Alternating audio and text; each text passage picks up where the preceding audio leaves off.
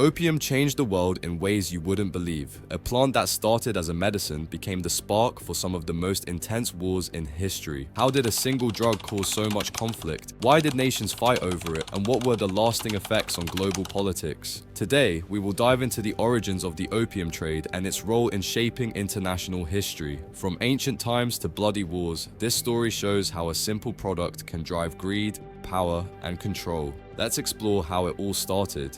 Opium wasn't always a source of conflict. In fact, its history dates back thousands of years, where it was originally used for medicinal purposes. Ancient civilizations, like the Sumerians in Mesopotamia, were among the first to discover the plant's properties. They called it the joy plant because of its calming effects. Opium was valued for its pain-relieving abilities and was traded as a precious resource across ancient trade routes. As the plant spread from one region to another, different cultures began to use it. The Egyptians, Greeks, and Romans all used opium in different ways, mostly as a medicine. It was a common remedy for everything from headaches to sleep disorders. Its popularity grew, but it wasn't yet causing international issues. Opium was simply seen as a valuable, natural remedy. Little did they know, this plant would soon fuel one of the most explosive trades in history, dragging nations into war. Now, with its origins in place, let's move to the next chapter, when this simple medicine took a darker turn, evolving into a lucrative trade that would disrupt the world. The opium trade really took off when European powers realized how much money could be made from it. In the 17th and 18th centuries, British merchants saw an opportunity to exploit the growing demand for opium in China. The British East India Company was one of the first to get involved, using opium as a way to balance their trade with China. The Chinese were importing European goods, but they didn't need much in return. Opium became the perfect solution. It was highly addictive and in great demand. The British began producing massive quantities of opium in India, which they then smuggled into China. It wasn't long before millions of Chinese people became addicted to the drug, creating a major social and health crisis within the country. The Chinese government saw the damage opium was causing and tried to stop its import, but by then, the trade had become too powerful. This set the stage for the growing tensions between China and the British, leading to a serious showdown.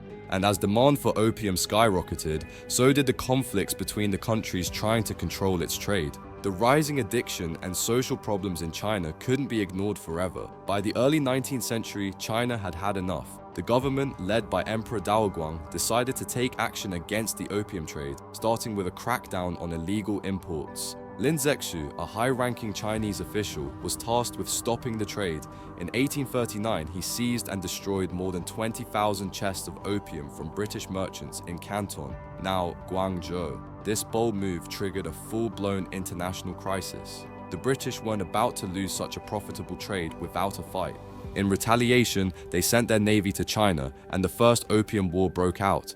The conflict was incredibly one-sided. The British had a powerful, modern military, while China was still relying on older tactics and equipment.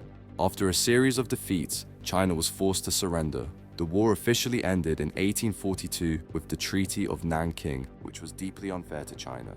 The British demanded huge payments from the Chinese, took control of Hong Kong, and forced China to open up several of its ports for trade. This was just the beginning of a long and painful period for China, which would face further conflicts over opium in the years to come.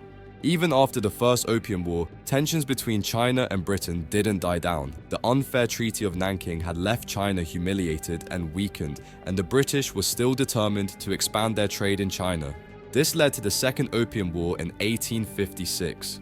The war started when a Chinese official boarded a British ship, the Arrow, and arrested its crew, claiming they were pirates. The British used this incident as an excuse to start another war, teaming up with the French this time. Just like the First War, the British and French forces were far superior to the Chinese military. They bombarded the Chinese ports, advanced inland, and took Beijing. By the end of the war, China was again forced to sign another unequal treaty, the Treaty of Tientsin in 1858, and later the Convention of Peking in 1860. This time, even more Chinese ports were open to foreign trade, and China had to legalize the opium trade. The Second Opium War further deepened China's suffering, and its government was left even weaker. The foreign powers gained more control, setting China on a path of continued external influence and internal instability. The Opium Wars didn't just affect China's politics and economy, they deeply impacted the country's society and culture. Millions of Chinese people became addicted to opium, which devastated families and communities. Addiction spread like wildfire, leading to a sharp decline in productivity and a rise in poverty. Entire villages were wiped out by the effects of the drug, and the Chinese government struggled to deal with the social crisis it had created. Beyond the addiction, the wars left a deep scar on Chinese culture. The country's centuries-old sense of pride and independence was shattered. Foreign powers, especially Britain, had taken control of key cities and ports, and Chinese sovereignty was severely weakened. This humiliation would later fuel a strong anti-Western sentiment, especially during the rise of the Chinese Communist Party in the 20th century. The Opium Wars also changed how China saw itself and its place in the world. Once a proud empire, China now had to deal with being dominated by foreign powers. The effects of the Opium Wars can still be felt in modern international relations. The wars marked the beginning of what's known as the Century of Humiliation for China, a period when foreign powers controlled much of its economy and territory. This period of humiliation continues to influence how China interacts with the world today. Modern China is very sensitive to any foreign interference in its internal affairs, and the memory of the Opium Wars plays a big part in that. The wars are a reminder of how foreign powers once exploited China's weaknesses. Today, China is much stronger and more assertive on the global stage, in part because it never wants to repeat the mistakes of the past. As we look back, it's clear that history still shapes our present and future. Understanding the past helps us make better choices for tomorrow. So, if you want more deep dives into important moments in history, make sure to like and subscribe for more videos just like this one.